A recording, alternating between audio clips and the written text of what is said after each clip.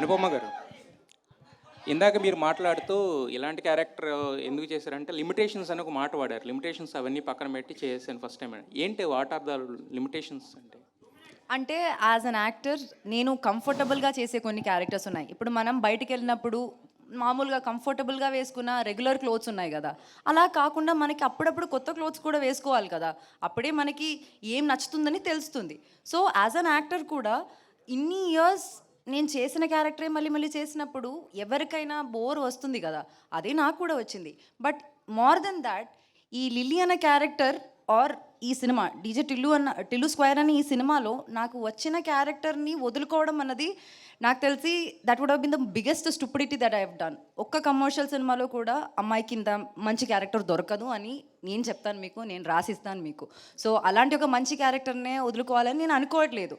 So whatever limitations that be, as an actor it's my duty to act. నాకు director ఇచ్చిన క్యారెక్టర్ని 100% చేయాలన్నది నా డ్యూటీ. అది చేయడానికి నేను ట్రై చేశాను. అయితే లిమిటేషన్స్ అని ఇందాక మీరు వాడిన ఆ పదంలో యాక్చువల్గా అంటే ఇంతకుముందు మీరు చేసిన గర్ల్ నెక్స్ట్ డోర్ క్యారెక్టర్స్ అయినా, లేదంటే మీ ఫ్యామిలీ పరంగా కానీ, లేదా వేరే వేరే ఏమన్నా ఉంటాయా దాంట్లో? మీకు బిర్యానీ అంటే ఇష్టమా? ఇష్టం. ఇష్టం కానీ ఇంట్లో ప్రతిరోజు మీరు బిర్యానీ తింటారా? తినాం కదా. లేదు కదా.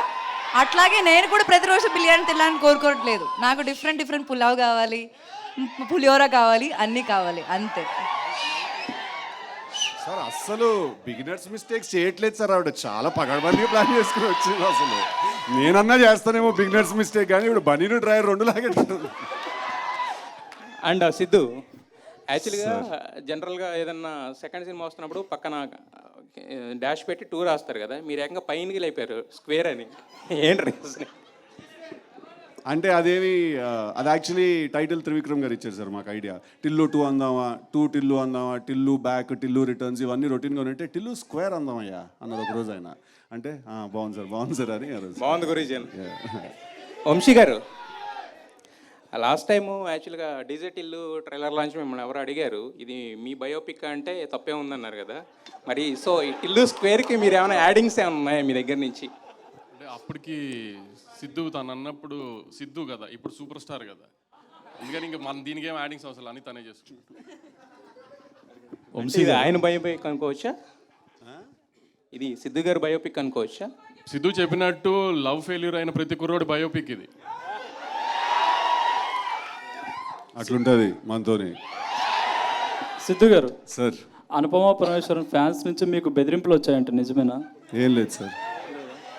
ఇది స్టార్ బాయ్ సిద్ధు అని అన్నా అన్నా అన్నా అన్నా వద్దన్నా అన్నా అన్నా ప్లీజ్ అన్నా, అది ఒకటి వచ్చింది సార్. ఏం రాలేదు సార్. సార్ వచ్చినా కూడా మార్చేవాడిని కాదు సార్, ఎలా ఉందో అలాగే తీసేవాడిని సార్ ఆ సినిమా. బికాస్ దానికి మనం స్టిక్ అయితేనే కదా సార్, మనం ఒరిజినల్గా కంటెంట్ తీద్దాం అనుకున్నప్పుడు అది ఎలా తీద్దాం అనుకున్నా అలా తీయాలి సార్. చూసాక వాళ్ళే అంటారు sir actually she made the right choice అని.